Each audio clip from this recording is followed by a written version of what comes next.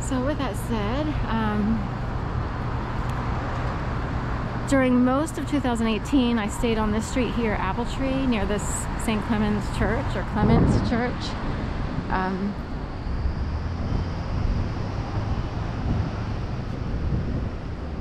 We'll go over here for a second. Try not to get hit by any cars. Okay, you know, it's a big 4-lane section here. So in 2018, I wound up in a precarious situation through no fault of my own. You know, I had been harassed and tortured in ways that are way beyond what one would expect, considering where I come from. And I wondered what I did. I wound up kind of slaved out while dog walking, becoming a yogi, raw vegan, green juicer foodie. I wound up publishing 5 pieces of works, 1 novel, Duplicity and Dress, Snap Factories in the Making, 2 collections of essays, a small tribute to my mom for a job she had that she shouldn't have had to have after retirement, and as a sample lady at Sam's Club. She deserved better. No offense to the job itself, I'm just saying, considering the circumstances we come from and the people involved, she deserved better than what other people got. Big time. So, and also a single essay. Anyway, at some point during 2017, that if there were voices in the sky guiding you secretly, this one would have said, you are going to cut off, and I mean you won't show up without notice, to a couple of your full-time dog walking clients. Now that is really dumb from my world, because it's like, I have to pay my bills, duh. Absolutely not. These people are murderers.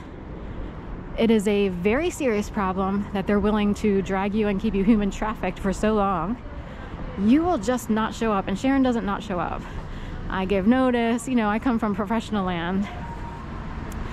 So now what do you do if you have someone telling you what to do and they mean it? It's like, so I'm supposed to just not show up? That's where I stayed for about 8 or 9 months in 2018. So in 2017, it's like the movie with George Burns and John Denver, and John Denver has a secret person talking to him. It's like the God movie. It's not Dear God, it's in that realm. But John Denver was like, oh, what am I supposed to do? You know, and you know, something happened where he worked, and God, who's played by George Burns, said, it's okay, you can move to another city, no one knows what happened at this grocery store where you worked, and so forth and so on. No one will know, you know, it's not a big deal.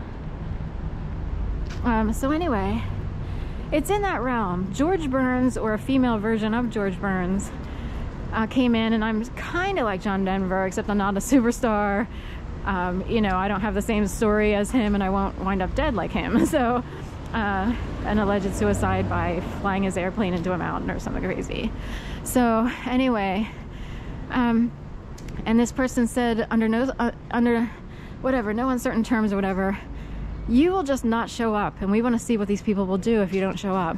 Now for one client, I was told finally to send an email saying, there's a major emergency in my family and I have to leave, lickety split, you know, whatever.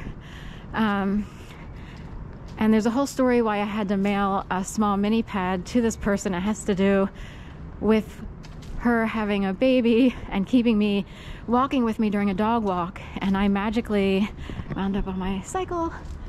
And it's hard to explain. I had no clue. Usually I can tell, and I knew my schedule feminine wise, but I get home and I realize after someone walked behind me and took a photo that I was like, whoa, this has never happened in my entire life, because I'm usually fairly okay and, you know, planned. Of course now I'm beyond the age and I'm menopausal, but I actually had to do a major cleanup, and I couldn't believe that I was out there with this, you know, feminine problem showing for the first time in my life. So if I were to have a female George Burns, she said, okay, this bitch wants to ask for a key back, because they don't need their key back. It's not like I'm going to rob their house. They just have to feel in control. If she wants her key back, you mail it with a mini pad. She wanted to see what that person thought about the mini pad being in there, because she wanted to see who knew what about Sharon's body and how much was controlled. That's how bad my case is and was. Anyway, long story short, this feminine version of George Burns said, okay, great. Now we're going to sit here and you're going to start to pack your stuff. I'm like, are you kidding? What am I supposed to do? I have to pay, I have no idea where I'm going to go. I can't call my mom and dad saying, okay, get this. You remember that movie with George Burns? This is so funny. Like, his, like, family member is talking to me, only the last name isn't Burns at all.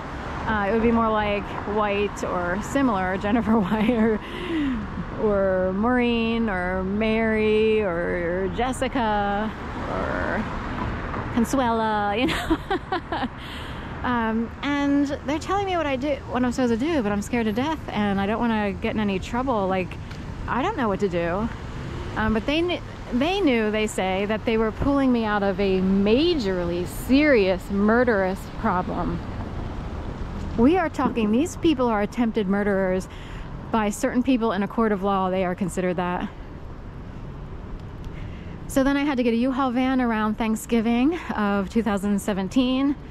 Then I had to move out of there's more to it, because my feminine George Burns person, the Whites or whatever, were basically saying,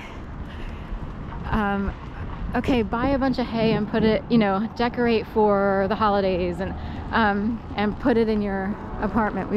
They were like testing to see what my landlord would do and what kind of person he was and who he claims to be versus who he really is. Meanwhile, I'm scared, S-H-I-T-L-E-S-S. Then I wind up forced out of my apartment. Technically, he owes me last month's rent because I prepaid a certain way. So he technically owes me. But he owes me all of my rent because I was set up to be in that apartment. I forgot. It's already been agreed upon and recognized as, yep, you were set up to be there. We can tell by the way they handled the rent, you know, the initial showing of your apartment. So that's all been meted out.